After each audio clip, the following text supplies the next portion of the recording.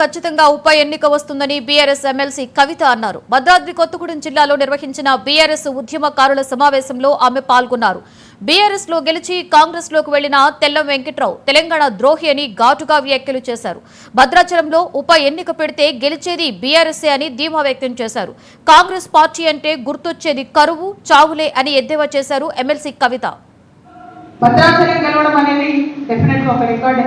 సరే, మరి ఇక్కడ ఎమ్మెల్యే గారు వెంకట్రావు గారు మనం వదిలేసి అధికార పార్టీకి ఆయన వెళ్ళిపోవడం జరిగింది.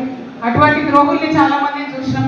తెలంగాణ ఉద్యమం మొదలుపెట్టినప్పటి నుంచి మన దగ్గరికి రావాలి, ఉద్యమంతో ఉన్నటువంటి బలంతో ఉన్నటువంటి పార్టీలో గెలవాలి, అధికారంలో ఉన్నటువంటి పార్టీలకు పోవాలి. ఇది అనేక సందర్భాల్లో ఆ కుట్రల్ని మనం చూసినాం. ఇప్పుడు కూడా నా రిక్వెస్ట్ ఒకటే, మనము ఈ గులాబీ కండువా కప్పుకున్న వాళ్ళము కొద్దిగా మనం ఏమరపాటుగా ఉంటే ఖచ్చితంగా తెలంగాణ నాగం చేస్తుంది. కేసీఆర్ గారు అదే చెప్పిండ్రు, మోసపోకండి మోసపడతారని చెప్పిండ్రు. ఎందుకోసం చెప్పిండ్రు అని, కేసీఆర్ గారు ఇంకోసారి ముఖ్యమంత్రి అయితే ఏదో అయిపోతుందని కాదు, కానీ తెలంగాణ తెచ్చుకున్న మన పిల్లలకి బిడ్డకి ఏం కావాలో ఎట్లా చూసుకోవాలనేటటువంటి ఆలోచన మనకు ఈ గులాబీ కండువా కప్పుకున్న వాళ్ళకి ఉంటే తప్పితే వేరే వాళ్ళకు ఉండదు. కాబట్టి కేసీఆర్ గారు పదే పదే చెప్పిండ్రు, మోసపోకండి మోసపోతారని చెప్పి. ఇవాళ వెంకట్రావు గారు వెళ్ళిపోయారు, కానీ నేను ఇవాళ ఇక్కడ శ్రీరాముడి సన్నిధిలో నిలబడి చెప్తా ఉన్నా, భద్రాచలానికి ఉప ఎన్నిక వస్తే మళ్ళా గెలిచేది కూడా బీఆర్ఎస్ అయితే తప్పితే